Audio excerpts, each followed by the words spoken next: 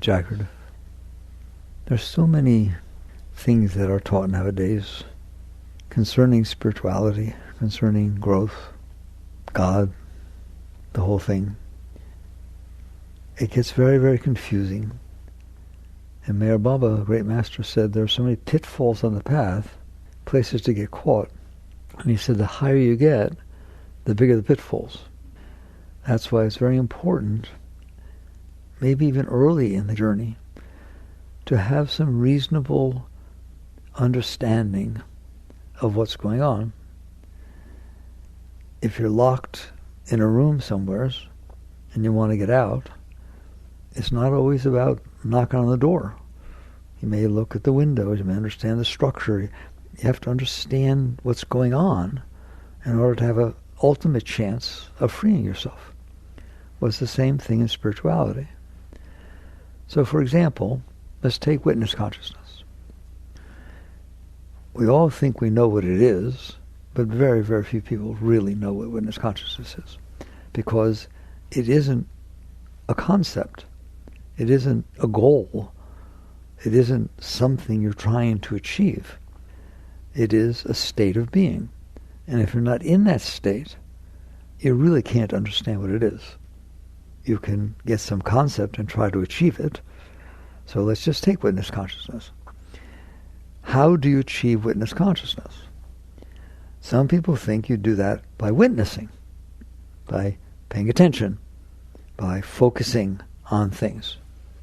That's a good step, but that's not witness consciousness. That's the attempt to achieve witness consciousness. And that's a very, very different thing.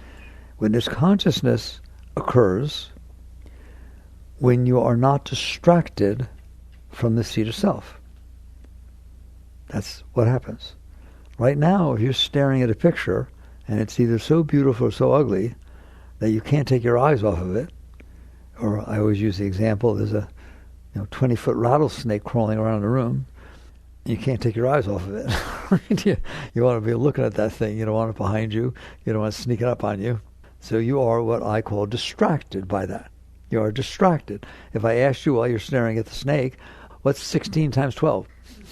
There's not a chance that you're going to take your consciousness off of that snake to do math in your mind or to look at other things. If I asked you what was in the room, 20-foot snake. No, there were people and there were things and there were pictures on the wall and lots of things, aren't there? No, it was a 20-foot snake. That is so spiritual. That is spirituality. That is what it means to understand what's going on. Consciousness gets distracted by the strongest thing in its attention that's paying attention to. It doesn't get distracted by the carpet when the snake's crawling around. It doesn't get distracted by the walls or the knots in the wall or what the pictures are. It gets distracted by that which is drawing its consciousness to it. And we'll talk about why distraction takes place. But that's an obvious distraction, isn't it? All right. That is not witness consciousness. That is distraction consciousness. In fact, that is snake consciousness. All right? Your consciousness is the same consciousness. Your consciousness is being drawn, focused on, like a light shines on an object. The light can go anywhere. And by the way, when the light is shining on the object, there is a whole beam of light in between from the source of light to where it hits the object. But you're looking at the light on the object because the object is very beautiful, the object is scary, whatever the heck it is. You don't look at the beam of light. You look at the object of consciousness. And you can't help yourself. It distracts you. You are the consciousness. You are seated in the highest seat of the source of consciousness, God. Sorry, I don't know what your concepts of God are, but there's a nice one to talk about. The source of consciousness. That's the highest word you will ever hear for the description of God. The source of consciousness. Source of whose consciousness? Yours and everybody else's. It is the source of consciousness. Man was created in the image of God. Man minus mind equals God. Meditate on the self. Honor and worship your own being. God dwells within you as you. The kingdom of God is within you. They all taught the same exact thing. Because it's the truth. You are consciousness. You are awareness. But your awareness gets distracted by things. And you identify, if it stays distracted long enough, you identify with that. It's sticky. It draws your consciousness down to it, And now you own it. You're it. I'm the one who saw the snake. From now on, for the rest of my life, I'm the one who saw the 20-foot snake. Who were you before you saw the snake? Who are you every single day you're not seeing the snake? You have defined yourself by what the object of your consciousness fell on. Does everybody understand that? That's very, very deep spiritually. That's what the ego is. The ego is not real. The ego doesn't exist. You made it up. It's something you made up in your mind. And you didn't even do it purposely. Consciousness gets distracted by and focuses on strong objects. And when it does so for a prolonged period of time, 3 seconds, it identifies with it. Okay? It just starts to identify with it. It made a big impression on the mind. Therefore, it stayed in the mind. What did? Consciousness? No. The object made an impression on the mind. Consciousness stared at it. It didn't have a choice. It was not a willful effort. I'm going to stare at that snake. It was distracted by it. And while it's focused on it, it makes... God, can you really understand? It is because the consciousness is focused on it that it makes an impression in your mind. If the consciousness is not focused on it, the grass, the trees, the leaf, the sun, the thing, it just goes right through. But if consciousness is distracted by it and puts its focus on it, it stays. What stays? The relationship between the consciousness and the object is fixated. It becomes a fixation. Psychologists call it a fixation. You have made this thing stay. How? Because consciousness has a power. It's called Chit-Shakti, conscious energy. They're the same thing. Energy and consciousness are the same thing. I don't want to get into it. It's too high up there. Yoga is not asanas. It's not body postures and breathing. Yoga is the deepest philosophy of all of humankind that's ever been formed from the beginning of time. It explains everything. Way before psychology, they were talking about samskaras, suppressions. They were dealing with everything. Why? Because they meditated so deeply. They went to the caves. Why? So they didn't get distracted. That doesn't mean you should go to the cave. It's not about renunciation. It's about non-distraction. Ultimately, you should be able to be non-distracted in the middle of the world. All right? But net result is these great masters from thousands of years ago, the ancient rishis, the ancient great foundations of yoga, meditated so deeply that they found the source of consciousness. Their consciousness was no longer being distracted by objects outside.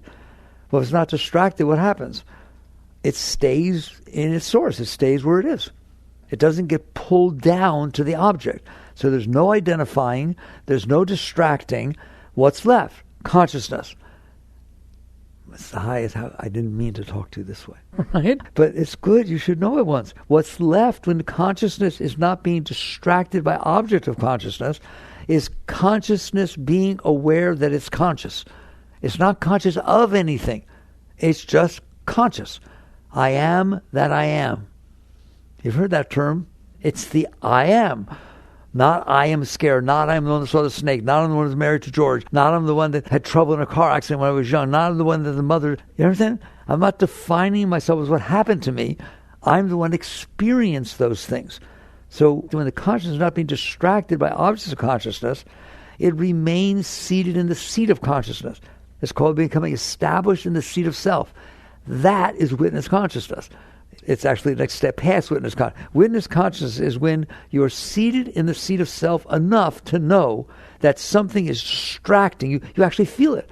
You feel like a beam being pulled out of your seat of consciousness. When a thought gets created, you feel it pull the consciousness toward it. And you have a choice. Go with it or let it go. That's witness consciousness. You are witnessing that something is drawing your consciousness. And it doesn't matter what the something is. It doesn't matter. A snake, a flower, a person, a man, a female. It doesn't matter. It makes no difference. It's just an object of consciousness that exists made out of atoms. They're all made of the same atoms. But basically, your consciousness gets drawn down to it. While the consciousness is drawn down to it, and you're not seated in the seat of consciousness, being aware that I am the consciousness, and my awareness is being drawn down to this object. You're in the object trying to be out. You see the difference? That is not witness consciousness. It's attempting to make believe you're in witness consciousness. I see it. Yes, I see the thoughts. I can see the thought. That's still the mind. It still drew you down to ego consciousness. When you achieve the state, and it doesn't have to be all or nothing, when you achieve the state that you're in a situation that the objects of consciousness, be the thoughts, emotions, or the world, they're all just objects of consciousness, the things that consciousness is aware of. You are aware of your thoughts, aren't you? It's the same consciousness aware of your thoughts that are aware of your emotions, and is aware of what comes into your senses, all at the same time. Something comes into your senses, your mind starts thinking about it, your heart starts hurting or feeling good. In the new book I call it the 3-ring circus. You have all this stuff going on. They're all objects of consciousness. No one is higher than any other one. It is just something that the light of consciousness is shining on. If the light shines on an object, the light's not dirty, the light's not dead, the light's not broken, the light's not beautiful. It's just light. It's all the same exact light. It's the same consciousness shining on your nice thoughts and your not nice thoughts, on your nice emotions and not nice emotions, on what's coming in through your senses that you don't care about, but it distracts you enough to look at it. All right, that is not witness consciousness. When you're being distracted by the objects, notice that you are distracted by the objects. Sounds innocent. No, the consciousness, which is you, the awareness of being, is being drawn down out of the seat of self, out of its established position. It's being pulled. Do you feel thoughts pulling on you? Do you feel emotions pulling on you? You know what I'm talking about, but no one will talk to you this way. The you that feels it pull is the consciousness itself. It's your seat of consciousness. You're being drawn out of the seat of consciousness. But you, here, let's say your normal thought patterns are, I work here and I like this person and I'm this and I have this baby. Right, there. You have the thoughts all the time. You're drawn into that. You own them. You think it's you. Now something happens that makes your heart hurt. You think you're getting distracted. You're already distracted. You're distracted by your normal state. So the only time you pay attention to it is when something abnormal happens. An abnormal emotion, good or bad, draws you out of your normal state, and you sit there, I just don't feel like myself today. Wow, that's so neat. I wish you could feel yourself. But that's not what you mean by I don't feel myself today. You mean these thought patterns and emotion patterns that I'm always focused on, that I've owned as me. That's why I say, this is me. That's just how I am. No, you are the I am. So witness consciousness takes place when the consciousness, the awareness of being, is not distracted by the objects that are passing before it. It's like a parade. There's passing before it. The lowest level of witness consciousness is you can sit there and notice, wow, there come the thoughts, like a parade. And it's passed right through. You are witnessing that the thoughts are passing through. No thought is pulling you into it. You're established in your seat of awareness. And the objects of awareness, be they thoughts, emotions, or the world, are not pulling you out. Every one of you know what I'm talking about. I don't care if you've meditated ever. I don't care if you do yoga. You feel the pull. You feel the pull down. Let's say you're attracted to something or someone that you don't want to be attracted to. It's got a pull to it, doesn't it? It has no pull. There's no rope connecting to things. There's nothing pulling you. What's happening is your awareness is being distracted by this object and drawing you down to it. You don't actually go down, just like the sun does not come down to Earth. It stays out there in the sky. It's been there for 4.5 billion years. There's no day, there's no night, there's no winter, there's no summer. There's just this sun shining. But it emanates its energy and it falls upon the earth. And if the earth turns away from it, we say it's night. It's not night. There's no night. The sun shines exactly the same, day and night, winter, summer, everything. Same thing with your consciousness. It is always there. It is always the same, but it is distracted. I like distracted by, because you can get that. It is distracted by your thoughts. It is distracted by your emotions. And I said to you, you understand when I say it's distracted. When the emotions are strong or the thoughts are troublesome, it distracts you. From what? You don't mean it distracts you from your seat of self. It distracts you from what you were distracted by before you got distracted by that. If you understand this, you are so deeper than people understand spirituality. Because that is what's going on, isn't it?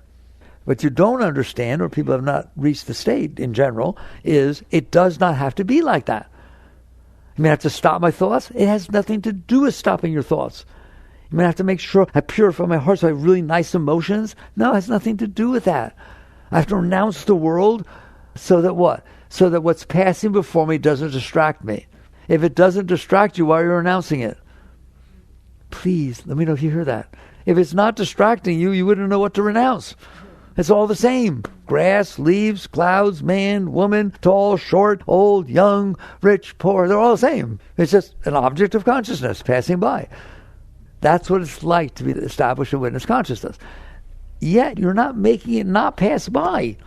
You're not trying to stop your thoughts. And again, I'm going too far too fast. Of course you can work with your thoughts. Of course you work with your emotions. I told you there's all kinds of techniques, all kinds of things.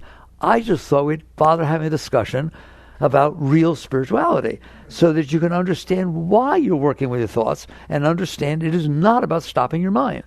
It is not about making your heart never feel certain things. The only reason you don't want your heart to feel jealousy is it's extremely distracting. What if it wasn't? What if it was just like anything else? Oh, you're dancing with somebody. Hey, you danced for a long time. Huh, look at all that jealousy. That's neat. Okay, now what's happening? Then it wouldn't matter, would it? There's nothing good or bad about any of it. And again, the real deep teachings, there's no right or wrong. There's no good or bad. There's no better or worse. There's no spiritual or non-spiritual. What there is are you being distracted by it or not? It's about, are you distracted from your seat of being because this object draws your consciousness into it, and then you get all weird. So witness consciousness, real witness consciousness, deep witness consciousness, is when that doesn't happen. I mean, the objects don't happen. They happen. And they may even draw a little bit of your attention more toward one object than another, but all you do is let go. It's just like a gentle little breeze that starts to draw that way, and there's no effort. It's just effortless. You just release, and then it doesn't draw you. I told you, it's not about renouncing. It's not about challenging or fighting or anything like that. In the new book, I talk about that tug-of-war. Those of you who read the book, you know what I'm talking about. That you're sitting there having a tug-of-war with the whole football team on the other end, and you're trying to not get drawn down through the mud. And Yoda shows up and says, relax your hands.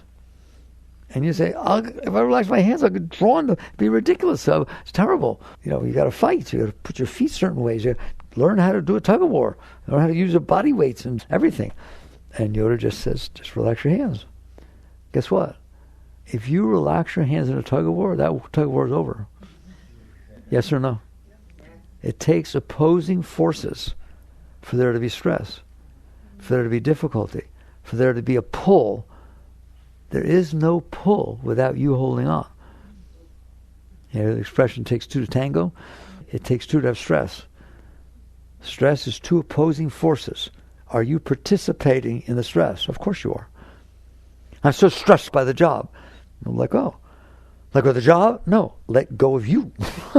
Let go of the you who's fighting for it to be the way you want it to be. Relax, and you won't be stressed. Then you can deal with it. Don't deal with it due to stress. Deal with it due to clarity. Deal with it because of what's supposed to happen. You know, what's a higher, I don't know how to tell you, that's Dharma. We call it Dharma. If you go there and yell and scream about your job because you're totally stressed out and you're working too hard, thinking I need more money, I think it's very funny. If you're stressed out by your work, how does money fix that? It's just a mental thing. If I'm paid more, I won't be stressed. Really? I'm daring you to understand. I'm trying to lift 150 pounds, trying to press it. Okay, I can't. Here's $6 million. Okay, I'll give it a try. How did that change anything? It changed your mental set of whether you're going to resist. Listen to me. Do you know why the money does it? Because you stop resisting. If you sit there and say, I'm stressed out by this, giving me too much work, well, I'll pay you $3 million more. Okay, we're doing just fine. What changed? The physics is the same. The dynamics is the same. You changed. You said for $3 million, I'll let go. Okay, Yoda, I got it. Relax the hands. How do you like your job? I love it. I love it. But yesterday you said you're stressed. I'm not stressed anymore. You laugh. I'm telling the truth, all right. Now you understand what's going on. Instead of letting go of the pull, whatever the pull is, I don't care what it is. You feel it pull. So it's either for or against. If something you don't like is happening, you come down to fight it, don't you? Something you like is happening, you come down to grab it. It's called resistance and clinging. The very deep meditators understand that because they've reached a state where it's not happening. And then they come back and it's happening because they have the patterns. They got used to it, whatever the heck it is. It's a habit. So distraction is a habit to you all the time. That's what I said. It's so funny about ADD, right? Who are you kidding? Just because there's somebody who can't keep focusing on something outside for a prolonged period of time, you can't not be distracted inside. I wonder what I'm going to do. I don't know. I've been thinking about it for a while. I've been trying for 2 years to decide what I'm going to do. I think about it all the time. Hello? Where's the witness consciousness?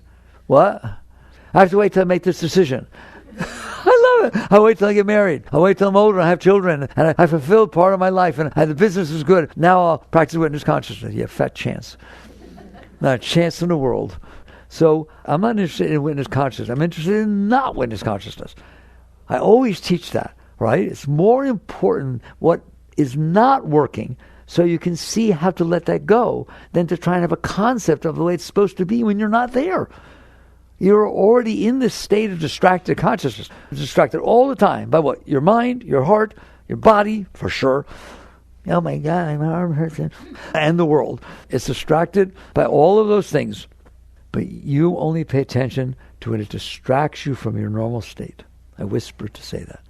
You have a normal state of distraction, don't you? All right? Okay. What is spirituality? You have learned not to be distracted. Wow. Can you learn that? Yes. Spirituality, real spirituality, is about learning to not be distracted. It's not about right and wrong, good and bad, what should I do and what shouldn't I do. If you're not distracted, you listen to me, if you're not distracted from your normal state, if you're not distracted, if your consciousness remains seated naturally, effortlessly in the seat of self, and you see thoughts coming up, you see emotions coming up, and sometimes you see them not coming up, and you're in the same seat, nothing changes. You're established in the seat of self. You will always know what to do. There will be no decisions, there will be no anxiety, there will be no uncertainty. Those are of the mind. The mind makes decisions. The mind is uncertain. When you are seated in the self, in the seat of awareness, you don't have these likes and dislikes and fears and anxieties that the mind distracts you with. Right? Are your likes and dislikes distracting? Answer me. Are your likes and dislikes distracting? Yes. Okay. When you're seated in the seat of self, they just pass through. So you haven't invested in them. And eventually they get very thin to where they can't pull you out. From that seat of we call clarity, that's a seat of clarity. From that seat of pure consciousness, you don't have anything going that makes a melodrama. Let's say there's a decision. Your boss tells you, well, I want you to move up to New York to do the job, or you can stay here and take a cut in salary. All right? It's not a decision because you don't have a preference. I don't need more money. I don't need less money. I don't need to live in New York. I don't need to stay here. I'm fine because I already live somewhere. It's very beautiful. It's called the seat of self. I am established in a deeper seat. So what happens? You just are completely open and you're going to find out it unfolds. You can find out you go home and your husband tells you, I have an illness, they just told me about it and I need to go to the hospital here for a couple of years. I have to go through and there are decisions made for you. And you don't say, oh, but I could have had more money. No. There's no preference. There's just clarity. And you will find that life unfolds. And what do you care? Because it's all just something passes by. And you're fine. If you're fine, you're fine. If you're in a seat of love, ecstasy, joy, inspiration all the time, what do you care what happens? You care now because you're not in that state. And you think more money is going to get you okay, or going to New York will be more fun, or going to New York will be terrible, I don't want to go. You have made all these preferences in your mind, and you are distracted by them. And they don't always agree. Now you get to have the fun being distracted by the argument going on inside your own mind. And you think, if I can make up my mind, it'll be over. If you have that argument going on in your mind, I guarantee you, you make one decision, you'll always think I should have done the other. Just wait till you get to New York and it's smelly or this happens, you can't get a cab. Yes or no? There's no clarity. There's no way out that way. The only way out is witness consciousness. But you have to understand how to naturally take that seat. It is not something you're trying to do. That just becomes another distraction. Oh my God, I forgot to do my mantra. Somebody once told me that. They said, it was a very spiritual person, been doing yoga for years and years and years, and he listened to teachings, and he sat there and said, I went to work today, and he was a computer programmer. I went to work today, and I can't believe how stupid I was. I started doing my work, and I got totally involved in the programming. I lost myself completely. And in an hour or two, I came back up. I forgot to do my mantra. Are you kidding me? That's higher than mantra. That's called one-pointed awareness. If you're drawn into complete heart, soul, everything, one-pointed awareness, that's a very high state. Okay? And so basically, people don't understand spirituality. You see what I'm saying that? So what it's about, in the end, is you are not distracted by yourself. You're not distracted by your thoughts. Doesn't mean you don't have them. You're not distracted by your thoughts. You're not distracted by your emotions. Wouldn't that be nice? There's all kinds of emotions. You're not distracted by them. You're not suppressing them. You're not going with them. People say that. Well, if I don't suppress my emotions, should I get into them? The more you get into the emotion, the stronger it becomes. You are feeding the emotion with your consciousness. Is it better than suppression? Yes. Everything is better than suppression. Everything is better than suppression. Now, there may be times you temporarily have to push something aside because it's causing a lot of trouble, but be aware of that and work on it. Because suppression is the worst thing you can do with energy. Why? Because there's natural energies that are trying to pass through you, and you can't let them. And so you push them away. You will fight them for the rest of your life. They don't stay in there by themselves. It's not true. I took care of it. As long as you don't talk about it. As long as I don't drive by the house where it happened. As long as I don't go into the restaurant where we used to go. As long as I never hear his name. I'm done with it. Yeah, right. So suppression means you are distracted, but you're pushing the whole thing away. If you have to suppress something, there's a higher way to deal with it. And I said temporarily you may have to, because it's just overwhelming. And you have to put it aside. But that's like work in process. You do not want to leave that in there. How do I say it to you? If it's strong and too strong for you to handle, and you've had things like that, and you have to push it away in order to breathe, in order to be okay, that energy that was trying to come up is still trying to come up. And the energy you used as will to push it away, you must use it all the time for the rest of your life. You just gave away some of your love, some of your joy, some of your energy, inspiration, everything. It's just happening subconsciously. You don't notice it anymore. But I'm telling you, that thing doesn't stay down there unless you're pushing it down. There's no glue in there. There's no solidity inside. Do you understand that? There's no solidity inside of you. It's thinner than air, way thinner than air. What's going on inside, the mental and emotional, all that kind of psychological stuff. It stays in there because you have will. You have an opposing power called will. And the consciousness that is supposed to be seated in the seat of self, letting go, isn't letting go. It's focusing its attention and its power, Chit Shakti, conscious energy. It's focusing its attention and its power on that object so it doesn't come up because I can't handle it. It will always try to come back up. It'll come in your dreams. Somebody will say something, it'll come back up. And you got to push it back down. Do you understand how much Shakti you're wasting? How much energy you're wasting? You're giving up your spiritual being by using that energy for the rest of your life. Go ask psychiatry. It does not go away. It does not go away unless it comes up and you let it go. And you won't do that. You hear me? You do everything you can to not let it come back up. You choose a spouse, you choose a house, you choose a place to live, you choose a job, you choose every single thing to have that not come back up. Well, I don't even think about it. Yes, but that's why you don't like certain things. And that's why you like other things. Because deep inside, that junk is still going on down there. It's so important you understand. You did not get rid of it if you pushed it away. The only way it's gone is when it makes it through you. And I don't need to resist it anymore. Because otherwise you're living this power, love, Shakti, joy, energy. You're using that precious stuff to fight that thing that happened when you were 5 years old. Do you mind if I call that crazy? That's ridiculous. It's not even happening anymore. No wonder you get tired. No wonder you're sensitive. No wonder you got emotional problems. That's why. So you catch on that it's all about not getting distracted by the realities that are passing before you and inside of you. If you could reach that state where you're not distracted by the things, you still deal with them, but you don't deal with them because you can't handle them. All right? Now you're dealing with everything because I can't handle it. I can't handle what you're saying. I can't handle this. I can't handle that. I can't handle my job. Or I can't handle not having this. It's always I can't handle. I love you so much, and I can't handle not being with you. I can't stand you. I can't handle being near you. Same. They're the same. They're not neutral. You're distracted by them, and now you have to struggle with them. Well, that's not spirituality. So I can't help myself because everybody teaches different, and I love everybody's teaching. Just get this straight. Everybody, any teacher you want to listen to is fine. I love that people are working on themselves. I love that people are teaching. But this thing about the law of attraction, people write me that all the time.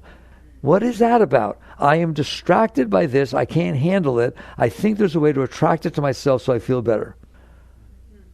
Well, maybe we should work on why you're distracted by it enough to where it's bothering you to where you need to attract it to yourself, instead of leaving all that and saying, okay, I'm going to attract it to myself.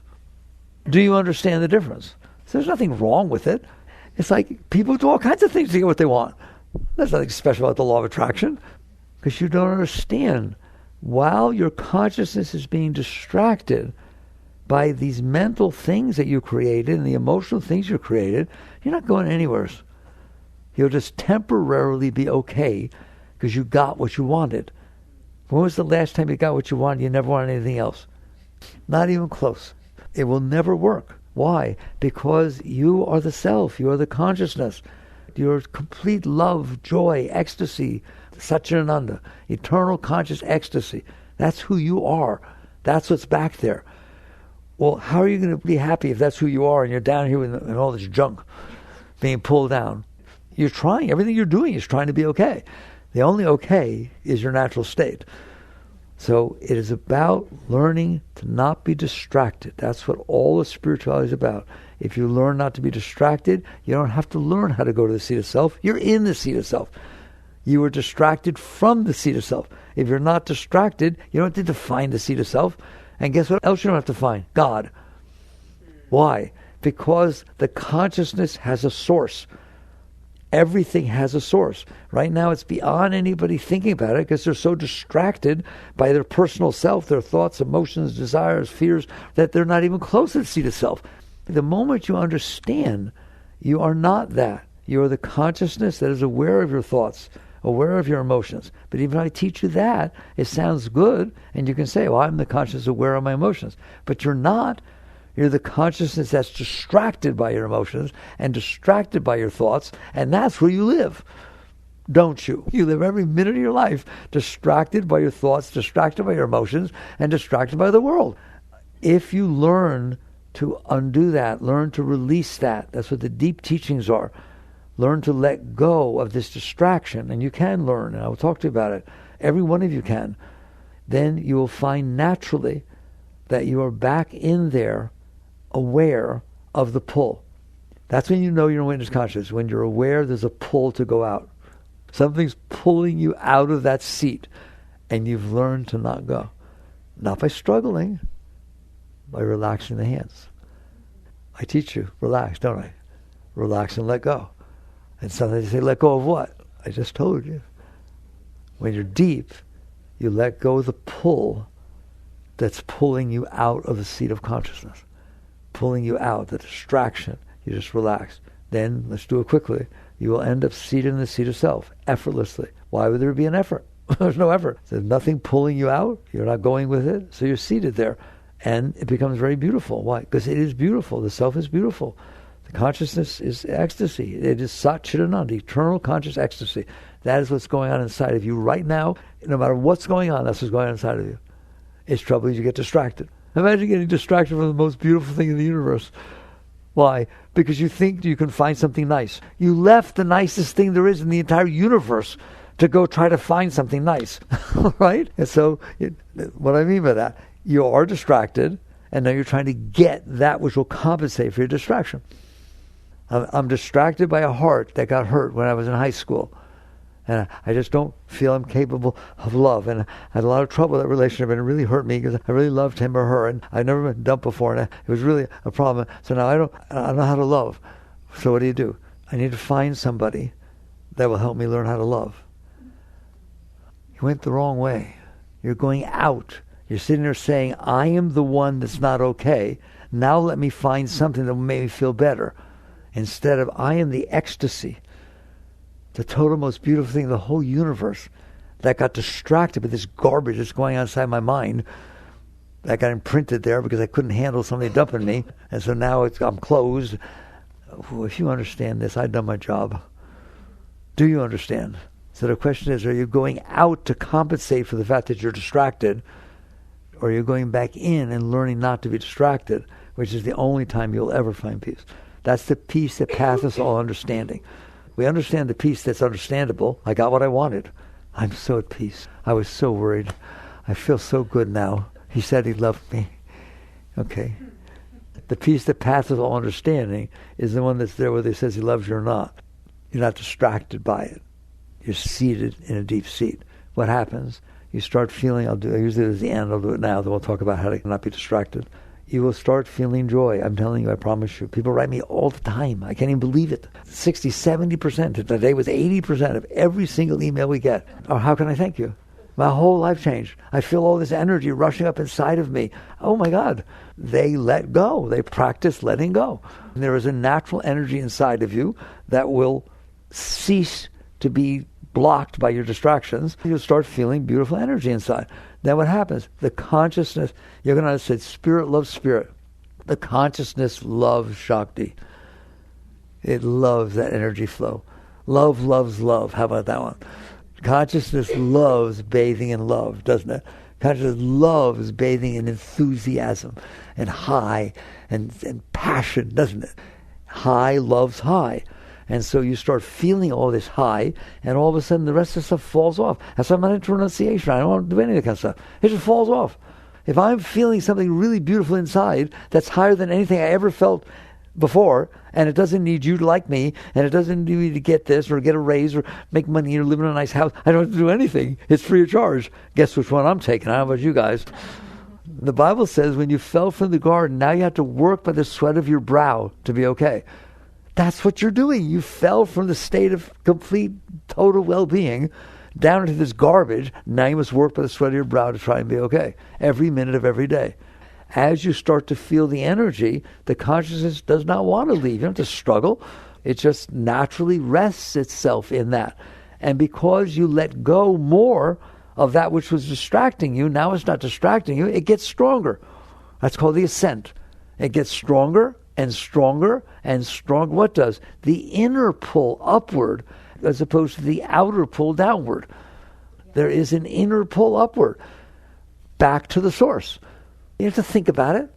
It just basically, because you're not holding it down, you're not distracting it, it doesn't get pulled out. And it starts to get pulled back. And the great masters, which is why we have pictures, and we respect the great, truly enlightened beings. That's, when we mean guru, we mean Sadguru, a fully enlightened being. What does that mean? I just told you. They let go enough to where the energy is now pulling up. And when it pulls up, it's sort of like, it's hard to let go completely because you're used to being separate. You're used to being this thing in there, right? Even if you let go of your ego, you're still the one that used to watch the ego. In the final moments, what Christ said, you're being asked to die to be reborn. You let go, or you don't let go. It just draws back strong enough to where you can't help. It just pulls back. And the great master said, the drop of consciousness that was staring at my mind fell into the ocean of consciousness. And that's enlightenment. So people write, say, oh, I'm enlightened now. No, you had an enlightening experience. You're not enlightened. I just told you, that's enlightenment. So watch that word. The fact that the consciousness not only is no longer being distracted by the garbage below, it's no longer sitting in the seat of witness consciousness. Why? Witness consciousness is still witnessing what's going on below, isn't it? That's how they describe it, watching your mind, watching your thoughts, your emotions. When you get deep enough, there's no doing that. The consciousness is being drawn up into the source of consciousness. And when it gets drawn back far enough, Mayor Baba said it was like a drop of water fell into the ocean. Find it. Find that drop of water. It merged, didn't it? That is what the word yoga means. It means union, merger. And there are great beings, including Christ. My Father and I are one. And the great master said the exact same thing. So that's where you're going. That's spirituality, is when the individual self, the Atman, falls into Paramatman. And that's what yoga is all about. That's what the Upanishads are about. That's what all that deep, deep ancient writings are about. Oh my God. All right, and there's God. The one consciousness that is the same throughout the entire universe, period. And it is that consciousness that they're looking down toward that is the quantum field. It is the same energy. Consciousness is energy. Energy is consciousness. It's called Chit Shakti in yoga. Conscious energy. They're the same thing. That is what's underneath manifesting this entire creation. There. God. That's a good word for God. And that which is conscious throughout the entire universe equally and is manifesting the entire universe and is looking at it through the mosquito and through you. Anything that's conscious is the same consciousness. All right? Okay. There's the deep spiritual truth. Now, what do I do? What's the highest technique? They teach you meditation techniques. I won't. I want to teach you what you're doing when you're not meditating. Doesn't mean you shouldn't meditate. I want to teach you what you're doing 99% of the time, which is when you're not meditating, because that's what matters. If it's all about not getting distracted, let's practice not getting distracted. That's a funny way to talk about it, but no one ever told you that was spirituality, practicing not getting distracted. Imagine if you don't get distracted, you're not getting distracted. And then you stay in the seat yourself. Then you get pulled back into merger. That's the highest state, that you're not getting distracted. How in the world do I practice not getting distracted? I have been teaching it to you from the day I opened my mouth as a teacher. Start with the small stuff. Don't start with your jealousy. Don't start with pain from death. Don't start with fear. Don't start with desire. Don't start with those things. If you can't not get distracted by how the driver in front of you is driving, if you can't not get distracted because it's 87 degrees instead of 83, if you can't not get distracted because it's raining out and you want to go deliver something, you might get wet. If you can't not get distracted because you dropped something on your clothes, you have to go back to work, then you don't stand a chance. If you can't do it with these tiny, tiny little things that are meaningless, it is so stupid to get distracted by those things, isn't it? I told you, as a businessman, we have a thing called cost-benefit analysis. Ever heard of it? A lot of you guys are in business. Cost-benefit analysis. I'll tell you what, you get hired, probably by Musk, that's a good one. You get hired by Elon, and you have one of these meetings, investment meetings, and you raise your hand, Elon, I got the perfect investment. What is that? Here it is. Well, what's the analysis? Did you analyze? Oh, I analyzed the heck out of it. What is it? It is 100% cost and zero benefit. Let's do it. Bye-bye. You're doing it every day of your life. Every day of your life, you can be okay while you're driving to work. And because the person didn't use their blinker, because they stepped on their brakes too often, because they cut you off a little bit, because they're driving too slow, because they're driving too fast behind you, you can't not get distracted, can you? You're going to start thinking about it and talking to them. They don't hear you. You are distracted by the way the driver in front of you is driving. How about we take that one on? How about we sit there and say, if I'm going to practice not being distracted, I'll start right there. It seems like child's play. Believe me, you will change your life if you do that. That's why it works. I always teach relax and release. Don't get into small stuff, low-hanging fruit. Now you understand why. Because if you're going to be distracted by that, you're going to be distracted by every single thing there is. Because that's meaningless. And that's nothing. You know, if somebody shows up and says, you're fired, I'll probably get distracted. Okay? But this isn't that. This is nothing. There's nothing. All right? Listen to me. I dare you to practice not being distracted. I've never said it to you like that. But now you understand how powerful not being distracted is, isn't it? It's your entire spiritual path. The only thing that stands between you and full enlightenment is distraction. Will you practice with these meaningless things? How? Just let go. Practice letting go. If you have to, do a mantra, do affirmation. I don't care. Ultimately, you don't have to do anything. But if you have to, that's fine. But at least work with yourself. Work with practicing not being distracted. And what's going to happen, you're going to find out, of course you can do it. It's fun. It's like a video game. People play video games, try to go to the highest plane. Well, you play a video game, try to go to the highest plane inside. Okay? And so basically you do that. Then what'll happen, something bigger will happen, and you'll find out you built the ability to let go. That's what letting go is, not getting distracted. People say to me, what does letting go mean? Not getting distracted. How do I not get distracted? Let go. Let go of the pull it has on you. Just relax. There are all my teachings. Let go, relax, and release. They're all about not getting distracted. They're all about not going with the distraction. How about that? If you weren't getting distracted, you wouldn't know to do it at all. But it's starting to distract you. You don't have to go. You can let go. Just relax and release. Don't fight, don't struggle. Just relax and release. And next thing you know, something bigger happens, and you learn how to not get distracted. It's pretty far out. Then, we're getting close to the end here. I will give you the biggest one there is. This low-hanging fruit, the driver, those aren't the big ones. I will give you the biggest one that is 100% cost and zero benefit. And if you do it, you will reach a state that is unbelievable, beyond your comprehension. What's that? Your past. What do you mean? There's no benefit to be bothered by your past. There's no benefit for you to be bothered by something that's not happening. I don't care what psychology says. I don't care how this hits you. Oh, Mickey, you have no compassion. No, I'm very compassionate. I love you. I don't want you to be bothered by your past. Don't fight with it. Don't get mad at it. Don't try to rip it out. Just look at it and realize that's ridiculous. My father said that to me 20 years ago, and it's still bothering me. And I can't even have a decent relationship with the man because it's still bothering me. Wow. That's a choice. Your choice is let it go. That's your choice. Your choice is take a look at it. It won't go right away. It was stored with pain. It's going to come back with pain. The problem is you're distracted by that pain. You can't handle it. When you learn to handle the driver in front of you, when you learn to handle the temperature of the weather, when you learn to handle somebody didn't say hello, when you learn to handle those things, you're going to find out this thing has more room. You've learned to cool it. Relax. And all of a sudden, Daddy's going to come back up, and you're going to look at that. I told you once, you know how you deal with that stuff inside of you? Do not get mad at it. Do not yell at it. Do not try to rip it out.